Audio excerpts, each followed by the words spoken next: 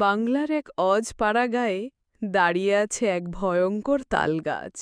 লোকজন বলে ও গাছের ডালে বাস করে পেতনি, রাত হলে তার হাসি শোনা যায়, কিন্তু কেউ কাছে যায় না। গ্রামের মানুষজন এই গাছকে এড়িয়ে চলে, কেউ কখনো সাহস করে কাছে যায়নি। কিন্তু রনি ছিল আলাদা, ভয়কে পুষে হাসি ঠাট্টা মনে করত। রনির বন্ধুরা তাকে সাবধান করত, রনি, রাত হলে ওই তালগাছের কাছে যাস না, পেতনি তোকে টেনে নিয়ে যাবে। কিন্তু রনি হেসে বলত, হুম, ভূত বলে কিছু নেই, সব গায়ের বুড়ি বুড়িদের বানানো গল্প। একদিন বন্ধুরা রনিকে চ্যালেঞ্জ দিল, যদি সত্যি ভয় না পাস তবে আজ রাতেই তালগাছে ওঠ। রনি রাজি হয়ে গেল, বলল, ঠিক আছে, আমি দেখাবো ভূত বলে কিছু নেই। রাত নেমেছে, চারপাশে কেবল ঝিঝি পোকা আর শিয়ালের ডাক। বাতাস কেমন জানি ঠান্ডা। রনি ধীরে ধীরে তালগাছের দিকে এগিয়ে যাচ্ছে।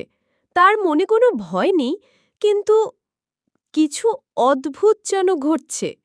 রনি গাছে উঠতে শুরু করল। হঠাৎ পাতার ফাঁক থেকে অদ্ভুত শব্দ, হি হি হি হি হি। রনি থেমে গেল, চারপাশে কেউ নেই। সে নিজেকে বলল, হুঁ, বাতাসের শব্দ। কিন্তু সত্যি, এটা কি শুধু বাতাসের শব্দ ছিল? হঠাৎ রনির চোখ ছানা বড়া।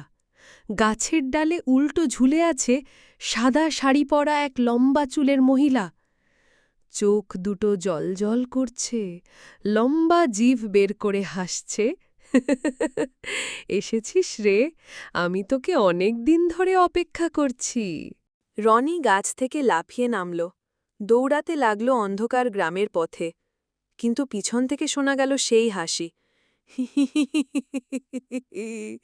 তোকে ছাড়ব না। চারপাশে কুয়াশা, রনির গতি বাড়ছে, কিন্তু রাস্তা যেন শেষই হচ্ছে না। পরের দিন সকালে গ্রামবাসীরা গাছের নিচে রনির চটি পেল, কিন্তু রনির কোনো খোঁজ নেই। লোকজন বলে, তালগাছের পেতনি আর একজনকে নিয়ে গেল চিরতরে।